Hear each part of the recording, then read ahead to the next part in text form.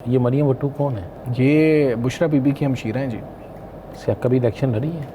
नहीं, मेरे इल्म में पीटीआई के किसी एहतजाज में आपने देखा है इन्हें? नहीं। इतने अरसे में एहतजाज भी तो है ना। जब बुशरा बीबी खुद एक एहतजाज को लीड कर रही थी तो ये साथ थी? ये साथ थी? नहीं, उसमें तो उनकी एक नहीं ट्वीट नहीं थी, कभी भी नहीं रही। नहीं सर, मैं वही बात करने लगा हूँ। तो उनके एक ट्वीट पर मुलाकातें बंद कर दी गई। ठीक है, आज उनके टीवी पे इंटरव्यू चल रहे हैं और साकिब साहब को, आप मुझे सबको पता है कि क्यों चल रहे हैं। तो इसलिए कोई सदाकत नहीं है इसमें। मैं उस सदाकत 1% नहीं समझता, 1% नहीं समझता। नबील तैमूर जगरा साहब ने हमारे प्रोग्राम में कहा था जी कि मैं इस हुकूमत के साथ हूँ, मुझे ऑफर्स थी, लेकिन मैं चाह रहा हूँ कि जो आए हैं वो करें, मैं इनके साथ हूँ, मेरी ये लालच नहीं। मैंने हमारे प्रोग्राम में क्लियर कर दिया था।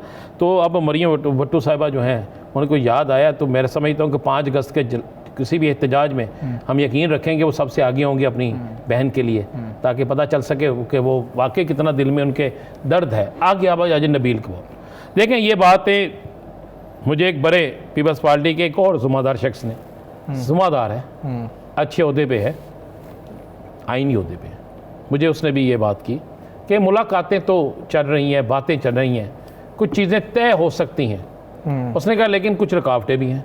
अच्छा, मुख्तलिफ रुकावटें हैं, कुछ लोग राज़ी नहीं हो रहे। उसने कहा जो भी होना है ना उसमें भी थोड़ा टाइम लगना है। लेकिन उसने एक बात जो कही थी इसमें, उसने कहा कि सब फरे जाएंगे। अच्छा, उसने कहा अगर ये मामला तय ना हुए तो वो पंजाब में की फिक्र सब फरे जाएंगे। फिर उसने कहा मामला उस तरफ जाएंगे। अब एक चीज़ मैं सिर्फ आपको बता दूँ, नबील कबूल जितनी बात करते हैं ना, उसके बाद हमने आज कोशिश की कि उनको लें जी, रब्ता भी किया, तो उन्होंने इनकार कर दिया जी। एक बैठ के बात करना किसी पॉडकास्ट में किसी यूट्यूबर्स के साथ, वो भी बड़ी अच्छी बात है, और एक टीवी पे आके बोलना और उनसे सवाल पूछना, ये बड़ा ज़रूरी होता है। जहाँ अब जब कोई भाग जाए ना तो यहाँ उसको हदायत मिल जाती है, तो यहाँ फिर वो अपनी बात से भाग रहा होता है। अच्छा, मैं आपको चलते एक खबर देता हूँ। जी जी प्लीज़। इलेक्शन होने लगे हैं, हम कल इसमें हमारे पास टाइम होगा, एक एक हल्का डिस्कस करेंगे, लेकिन आपको वक्त से पहले 5 सीटें लेगी जी यहाँ पे मीरपुर में जो है हल्के हैं ना, इसमें 5 सीटें लेगी मुस्लिम लीग नून, 5 से 6 बनेगी उनकी। तो ये आज़ाद कश्मीर में? आज़ाद कश्मीर में, ठीक है। और उसके बाद आएगी पीपल्स पार्टी 3 से 4, उसके बाद तहरीक इस्तेकाम पाकिस्तान। ये मैं आपको दे रहा हूँ, जिस दिन रिजल्ट आएगा। ये रान साहब, ये आप देखें, मैं तो आपको पता है हर वक्त लिख लिया करो। लेकिन कल हम इस पे डिटेल से बात भी करेंगे, एक एक हल्के को डिस्कस करेंगे कि ये किस तरीके से हो रहा होगा, कौन सा कैंडिडेट जो है वो कितना तगड़ा है। साकिब साहब, ये जो जुडिशरी में चीज़ें कुछ चल रही हैं, अब ज़िला-ई अदलिया के जजेस को बेहतरीन कारकर्दगी की बुनियाद पर जो अवार्ड देने का फ़ैसला है, ये कितना अहम है और इसका फ़ैसला कैसे होगा कि किसकी कारकर्दगी बेहतर है, तयन कैसे होगा, इसका पैमाना क्या होगा? अच्छा हमजा साहब, एक तो ये बहुत अहमियत का हामिल है, ये बहुत ज़रूरी भी है। उमूमी तौर पर जो हमारी सुपीरियर कोर्ट्स हैं, सुप्रीम कोर्ट है, हाई कोर्ट्स हैं, वफाकी आईनी अदालत है, उनके जजेस, उनके हवाले से ज़्यादा बात होती है या उनकी जो कैटेगराइज हम करते हैं, लेकिन जो डिस्ट्रिक्ट जुडिशरी के जजेस हैं वो सबसे ज़्यादा काम करते हैं। मतलब 100 सवा 100 केस जो है वो दिन को सुनते हैं, सुबह 8:30 बैठते हैं, 3:30 उठते हैं, हफ्ते वाले दिन भी उनको छुट्टी नहीं होती और बड़ा रश लगा होता है। बड़ी एक जो है वो एक घुटन भी होती है, मतलब गर्मियों में अगर आप देखें तो उस माहौल में वो काम करते हैं। तो उनके लिए इस किस्म के अवार्ड्स, मेरा ख्याल में ये बहुत अच्छा फ़ैसला है।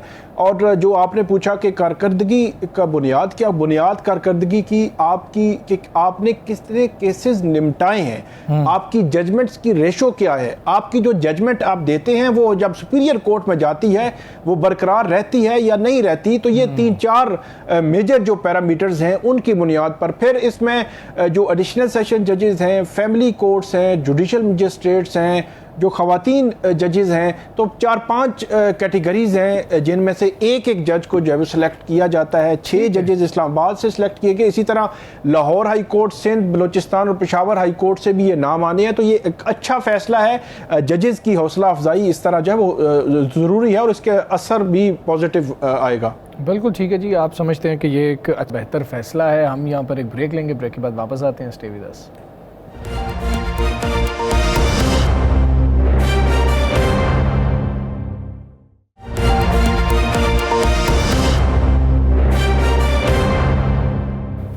Welcome back ji. पाकिस्तान तहरीक इंसाफ 5 अगस्त का ऐलान कर चुकी है कि हम जलसा भी करेंगे और एहतजाजी तहरीक का बाकायदा तौर पर आगाज़ भी किया जाएगा, लेकिन सवाल ये उठता है कि क्या पाकिस्तान तहरीक इंसाफ जो कोशिश कर रही थी कि एक अपोजिशन का तगड़ा इत्तेहाद बन जाए, अपोजिशन को एक फोरम पर इकट्ठा कर पाएगी? और अब मौलाना फजलुर रहमान साहब से भी चूँकि बातचीत चल रही है, तो मौलाना साहब को भी क्या अपने साथ शामिल कर पाएंगे या मौलाना साहब के साथ शामिल हो पाएंगे? क्योंकि ये मामला थोड़ा सा पेचीदा हो जाता है जब मौलाना फजलुर रहमान साहब किसी अपोजिशन इत्तेहाद या किसी भी इत्तेहाद का हिस्सा बन रहे होते हैं। तो लाइमलाइट चाहिए होती है हर किसी को, तो ये लाइमलाइट किसके हिस्से में आएगी या लाइमलाइट की वजह से ही ये प्रॉब्लम्स तो क्रिएट नहीं हो जाएंगे? दूसरा एक बड़ा अहम बयान आया है डिप्टी सीएम के हवाले से, केपीके के हवाले से, उस पर भी हमने बात करनी है। हमारे साथ इस वक्त मौजूद हैं पाकिस्तान तहरीक इंसाफ के रहनुमा डॉक्टर हुमायूं मोहम्मद साहब। डॉक्टर साहब अस्सलाम वालेकुम, बहुत शुक्रिया आपका। डॉक्टर साहब, ये तहरीक के हवाले से अगर हम बात करें, 5 अगस्त का दिन दिया गया है, आप समझते हैं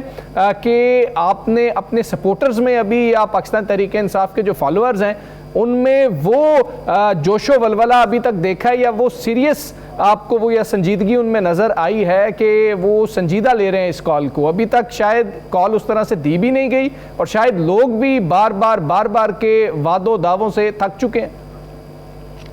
बिस्मिल्लाहिर्रहमानिर्रहीम, इय्याका नअबुदु व इय्याका नस्तईन। देखिए जी, किसी हद तक ये बात ठीक है कि अभी तक चूँकि फाइनलाइजेशन हुई नहीं है तो वो एक इब्हाम सा क्रिएट हुआ है, लेकिन वो अनकरीब मेरे ख्याल में अभी उसको सेटल हो जाना चाहिए। नंबर 2, यस, हम लोग पिछले 4 साल से मुसलसल स्ट्रगल कर रहे हैं, तो उसका भी एक इम्पैक्ट आता होता है, हर जगह पे आ जाता है। ये बहुत लंबा है और ये याद रखें कि इस वक्त पाकिस्तान तहरीक इंसाफ के जो बानी हैं इमरान खान साहब, वो प्रॉब्ली अगर पाकिस्तान की हिस्ट्री देखें, जिस सख्त जेल वो काट रहे, आज तक कोई नहीं काट सका और ना किसी ने काटी इतनी लंबी जेल। ज्यादातर लोग 2-3 महीनों में बाहर भाग जाते थे और बाज लोग जो कहते हैं कि जी हम लोग तो 10-10 साल और 11-11 साल वो जेल में रहे। तो जेलें ये होती है कि जिसमें आपको बिल्कुल कैद तन्हाई में रखा जाता है, 8 महीनों से कोई आपसे मिला नहीं है वगैरह वगैरह।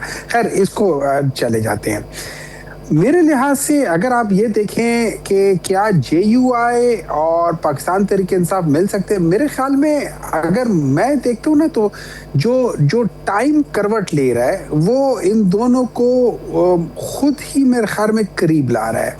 मौलाना साहब का अपना भी वो है कि उनको कहते हैं कि हमें PTI के ऊपर बहुत ज़्यादा एतमाद नहीं है, PTI वाले कहते हैं हमें मौलाना साहब के ऊपर बहुत ज़्यादा एतमाद नहीं है, लेकिन एट द सेम टाइम